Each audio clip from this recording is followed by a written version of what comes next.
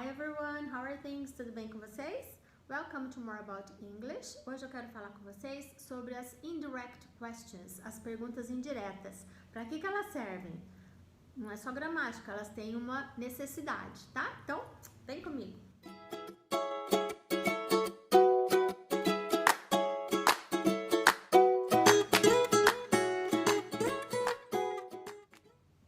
Então vamos lá, straight to the point.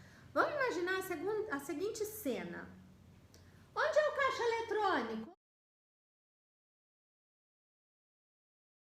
Ops! Oh, onde é o caixa eletrônico? Gente, vamos falar sério, nada educado, né? Tá. Onde é o caixa eletrônico é uma pergunta direta, né? Onde é o caixa eletrônico? Agora, você já imagina alguém abordando você dessa forma na rua?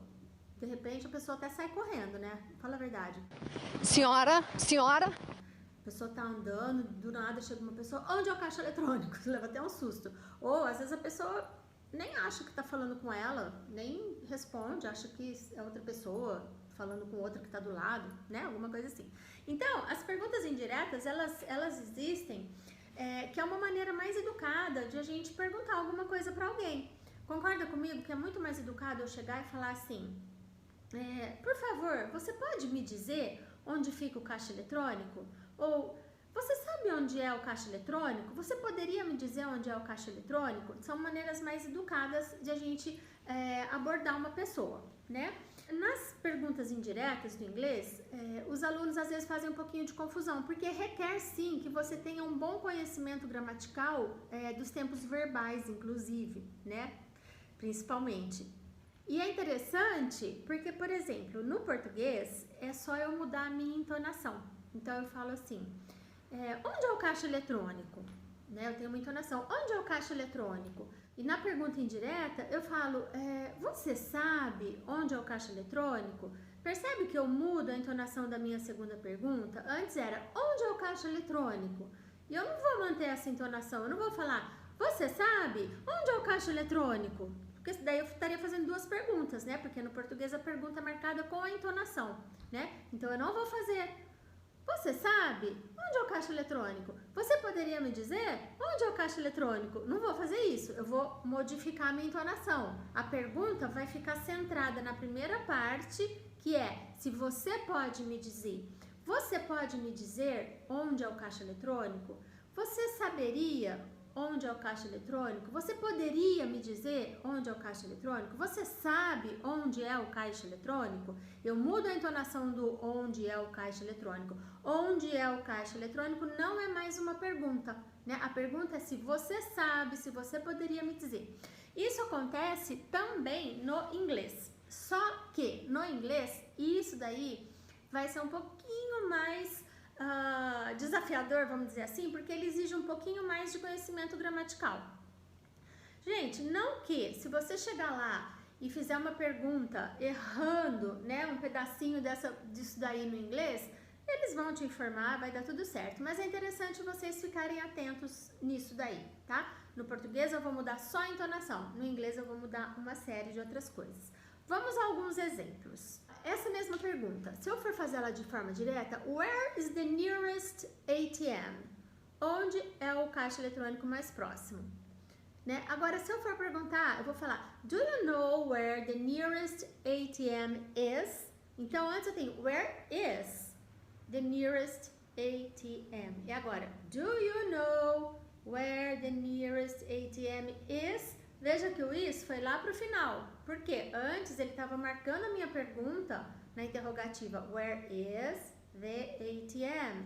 Ou seja, onde é o caixa eletrônico? Ele estava antes do caixa eletrônico, né? Porque a interrogativa no inglês a gente faz dessa forma.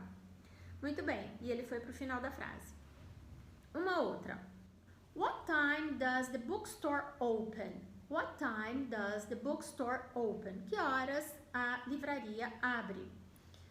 Tá, tô perguntando direto. Eu quero ser mais polido, mais educado. Eu vou falar, can you tell me what time the bookstore opens? Aí eu preciso colocar esse S no final do open, porque eu sumi com o does. Porque o does, ele marcava a minha pergunta na direta, ó. What time does the bookstore open? What time does the bookstore open? Ele sumiu porque ele não é mais pergunta. A pergunta agora é can you tell me? Você pode me dizer? Can you tell me what time the bookstore opens? Vai levar o S no final, certo? Então aí a gente teve um exemplo com o to be no presente e agora com um outro verbo no presente simples, no caso o abrir, o verbo abrir, né? Que horas a livraria abre? Vamos pegar uma questão com o can, certo? Can. Então vamos lá.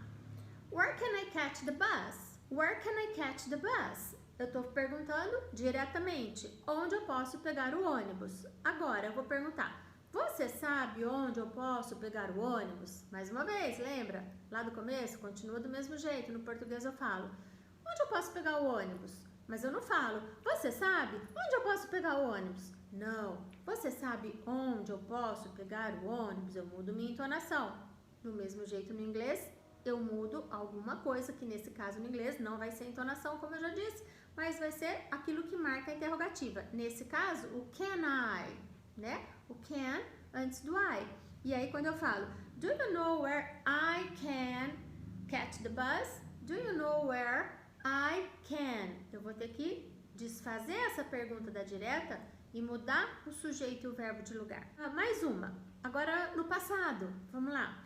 What time did flight 566 arrive? Então, que horas o voo 566 chegou? Did flight 566 arrive? Olha o did aí, auxiliar de passado. Eu tenho que sumir com ele agora na minha indireta, né? Eu vou falar, do you know what time flight 566 arrived? Aí eu tenho que colocar o arrive no passado, tá? Então, dá mais uma olhadinha aqui. Na direta com o did e na indireta eu tenho que colocar o verbo no passado, já que o did, que marcava a minha pergunta, e o passado sumiu, tá? Então, nesses aí onde eu tenho o is, o does, o did, o can, até fica mais fácil, vamos dizer assim, porque você está visualizando ele na frase. Então, é só você inverter o local dele na frase indireta. E no caso do does, você some com ele, mas você acrescenta o s, ou es, ou is, dependendo do verbo, no verbo, né? Mas, olha só, e quando é o do? E quando é o do? Né? Quando é o do, às vezes as pessoas ficam um pouquinho perdidas. Então, por exemplo, how often do the buses run? How often do the buses run? Com que frequência os ônibus passam? Aí eu vou falar, can you tell me how often the buses run? Can you tell me how often the buses run? Eu só sumo com o do, tá? Mas ele não vai ter que acrescentar mais nada no verbo. Então, na verdade, até vai ficar mais fácil. Gente, eu vou deixar uma série de frases aqui para vocês inverterem, para vocês fazerem certinho a indireta. Lembrando que isso daí é necessário quando você precisa ser mais polido, mais educado, né? E não quer assustar a pessoa. Você pode chegar também, lógico, com, por favor, com que frequência os ônibus passam? Você chega mais manso, assim, não precisa fazer isso daí, essa indireta. Mas vamos supor que você tem que fazer uma prova, onde você tem que mostrar que você conhece isso, ou você faz questão de ser extremamente educado, né? Então, a gente tem que fazer isso daí, fazer essa alteração, tá? Vou deixar os exercícios aqui, então.